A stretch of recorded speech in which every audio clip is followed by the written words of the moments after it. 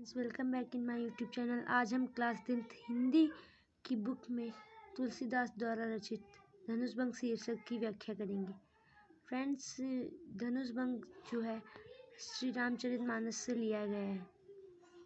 So start करते हैं इसकी व्याख्या। उदित उद्यागिरि मंच पर रघुवर बाल पतंग, बिकसे संत सरोज सब हर्षे लोचन भृंग। नृपन केरी आसा निसिनाची, बचत नखत अवलीन प्रकाशी। मानि महीप कुमुद सुख सकुचाने, कपटी भूप उलुक लुकाने। भय विशोक कोक मुनि देवा, बरसै सुमन जनामहि सेवा।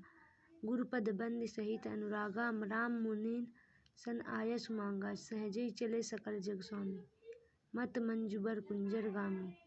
राम चलत सब पुर नर नारी, पुलक पुरी तन भय सुखारी।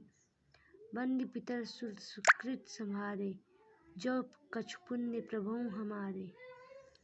तौ शिव धनु मृणाल किनाई, तोरहु राम गणेश गोसाई। फ्रेंड, इसका संदर्भ है प्रस्तुत पद्यांश हमारी पाठ्य पुस्तक के काव्य खंड धनुषभंग शीर्षक से लिया गया है। अब व्याख्या है। पहले प्रसंग है, प्रस्तुत पद्यांश में तुलसीदास जी ने धनुषभंग से पहले गुरुओं और मुनियों से आज्ञा मानने सभा में उपस्थित राजाओं की मना स्थित राम की विनयशीलता का वर्णन किया है।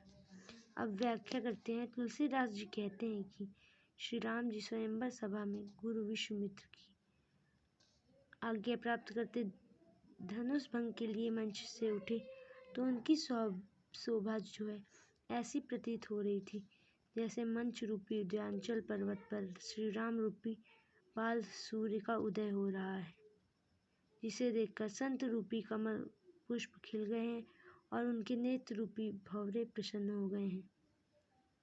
अर्थात जब श्री रामचंद्र जी मंच से उठे तो उस समय स्वयंवर सभा में उपस्थित सभी लोग प्रसन्न हो उठे। कवि कहते हैं कि जब श्री राम धनुषभंग के लिए उठे तो स्वयंवर सभा में उपस्थित सभी घमंडी राजाओं का घमंड चूर चूर हो गया। अर्थात उनके वचन रूपी तारों का समूह चमकना बंद हो गया।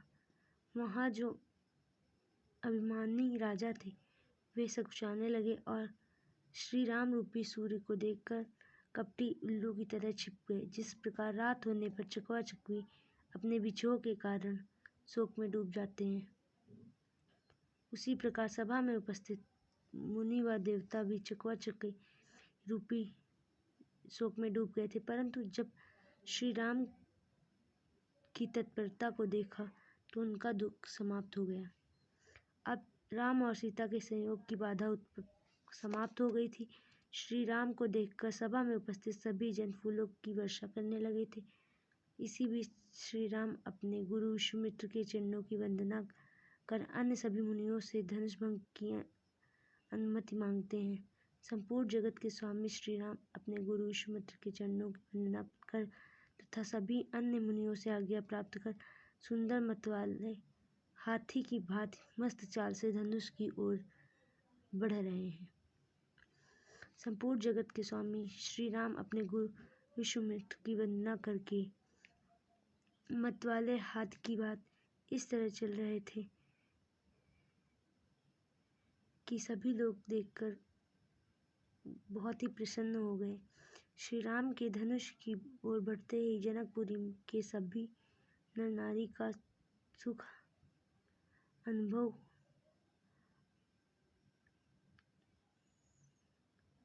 बढ़ गया, जिससे उनके शरीर रोमांच से भर गया। जनकपुर के नर नारियों ने अपने पूर्वजों तथा देवताओं की वंदना कर अपने पुण्यों का स्मरण किया। यद्यपि हमारे द्वारा किए गए पुण्य का तनिक भी प्रभाव हो तो गणेश गोसाई श्री राम इस धनुष को कमल की नाल के समान सहज ही तोड़ डालें। अब काव्य सौंदर्य बचा है हमारा। इसमें भाषा, अवधि, गुण माधुर्य छंद दोहा शैली प्रबंध रस श्रृंगार शब्द अभिधा लक्षणा अलंकार अनुप्रास उपमा रूपक।